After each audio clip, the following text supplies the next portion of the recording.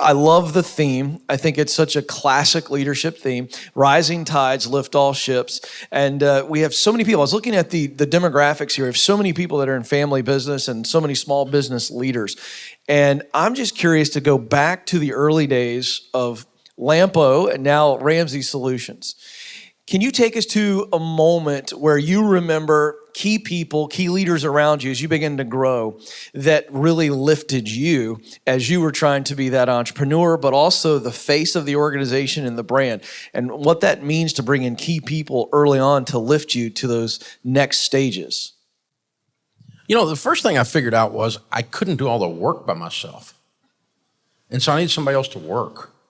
And then we got like 10 of those.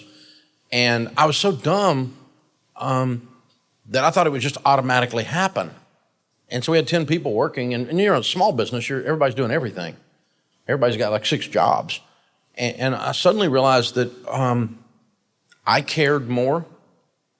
And then I had people tell me, well, you can't, employees are on payroll, they're never going to care, which is absolutely wrong. I mean, lots of people are employees that care.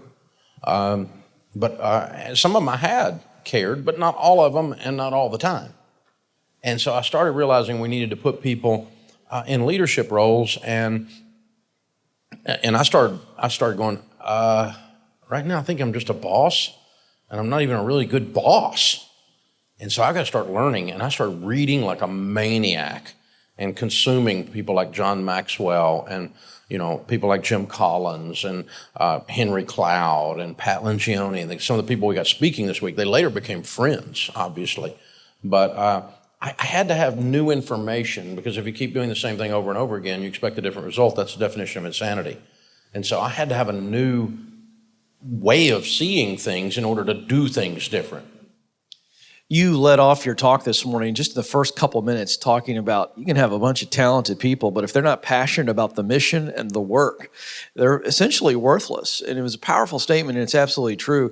I'm curious what your thoughts are, because you're no longer sitting in the hiring process, but you have trained it, and we have a legendary process where we really are leaning in.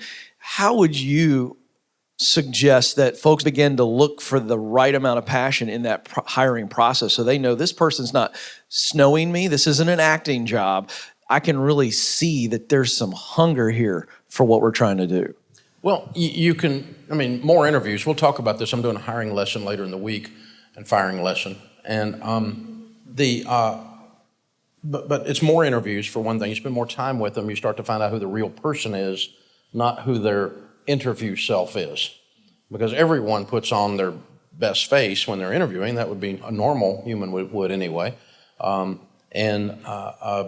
you got to kind of cut through that and get to the moment of authenticity where you find out who the person really is, how they're really wired, how they think, how they work, and do they care about what you're doing, and how are they going to add value to what you're doing, because that's the purpose of you paying them your money, is that they need to be able to do that. And so you're really looking into that. And then the other thing you do is you just admit it's still never perfect. Or even if you hired someone who cared deeply, 5 years later, their season might be over. They might not care anymore. They might have had enough. They may have lost the sizzle. They may have their wandering eye may have seen something where the grass is greener, and now they're just collecting a check again. They're just thank God it's Friday, oh God it's Monday, and it's a job for them, and that kind of thing. So I think you've got to be real careful with that. And you just be watching all the time that you care, and then holding people to the standard that are either coming in or that are already there to that standard. I think anybody that's listened to you for any amount of time has heard you say that we've got a policy at Ramsey Solutions, and you just did it a couple weeks ago in staff meeting, where you said, hey, there are big things happening, great momentum, and if your heart's not here, please leave. And then you went, today. And I think sometimes... Yeah, you did. You paused and you said today, and you were serious as you can be. Here's what I want you to address. I think everybody gets that when you hear that, right? You appreciate what Dave's saying. You go, that's great. But then what happens, Dave, if they actually say, okay, I'm gone? I think there's a lot of fear in someone going, all right, that's a good point. I'm going to actually do what you told me to do. And it's not the end of the world, right? Oh, yeah. Because it'd be the end of the world if they stayed. Because then they get, because people that don't care, what they cause? More people that don't care. People are mailing it in. You know what they call us? More people that are mailing it in. People who are toxic and hate the boss and hate the leadership and distrust the organization. You know what they breed? More people that hate the boss and are toxic and distrust the organization. They don't breed excellence. They don't cause the people. You become who you hang around with. And if the people you're hanging around with are running down the company that gives you money all the time, you need new friends or a new company. You need to get out because it's disloyal as crud. And it's just wrong. So we just tell our people that all the time. HR hates it when I do this because it means they got to go hiring again. But it's so much easier to do the work with 8 people that care than it is 12 and 4 of them don't. It's so much easier. It's so much more productive. It's so much more fun to come to work. It's more fun for the customer because they don't get a 1 in 4 shot at dealing with a doofus. You know? And you go, well, it's only 25% ratio. Yeah, but you want to take that shot? I mean, is this Russian roulette a business? How are we doing this? No, I don't want to die at the hand of this. And so but the first time or two somebody leaves, it hurts your feelings, especially if you got how many of you guys have 10 or fewer team members? Yeah. I mean, if you have 2 people leave, that's like a 50% reduction in staff, a 25% reduction in staff. It's a big deal. You're like, how the crap are we going to get the work done? And what you'll figure out real quick is, A, they can be replaced, and B, they weren't doing that much work anyway because they quit caring. And it's like that. You think they're going to leave a gaping hole and you hardly notice they're gone. And it's because their time was done. When your spirit leaves, for God's sakes, take your butt with it. Yeah, but Dave, I totally agree with you about the culture thing, but the bad person, the bad seed is huge part of our revenue. So Dave, I think you're right. But if I fire them or I tell them to leave and they leave, we won't make it in long enough for the culture to get healthy.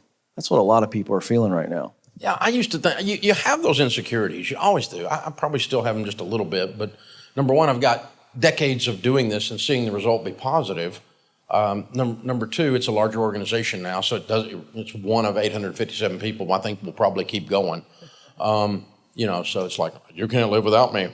Yeah, by lunch. And so, and I'm not quitting, so, see ya. And, but I think the thing is that it's normal to feel that insecurity. It's normal to go, how are we going to replace this person? They're bringing in the money. They're bringing in this. They're the one getting the work done. I've got one developer. Now, how are we going to get anything done on the web when I get rid of this developer that's toxic? And what you'll find out is that the secret sauce of success inside your business is never that one person or what they do. It's always the mission. It's always your leadership. It's always the thing that brought you to do it in the first place. That's the secret sauce. You are the secret sauce. What we're talking about this morning in that lesson is you're the cause, you're the effect, you're the solution, you're the problem, all that kind of thing. And so, I used to think, gosh, if I lost this person that was so talented, how will we ever be able to do this? And I'm a drama queen, so I do that inside my own head. I play these negative tapes, inside my head. And then it's almost as if God is chuckling and he goes, well, what were you doing the week before you hired them? What do you do the week after? Not quitting. Got stuff to do. We have 60 seconds. Prepare those that are watching online and those that are here in the room. We're so intentional about this event, so intentional. I mean, we think of everything, and there's a reason. What do you want their hearts and heads to do over the next 3 days? Don't just watch one way and see what's going on. This is an experiential event. Experience it. Experience the breaks. Experience the connection of the person sitting at your table. Experience going to lunch with someone while you're here that you never met before, but that you can learn from, or they can learn from you, or both. Experience this event. Yes, there's going to be world-class folks delivering. It's going to be absolutely incredible. I mean, the lineup is bar none the best. It's absolutely stellar.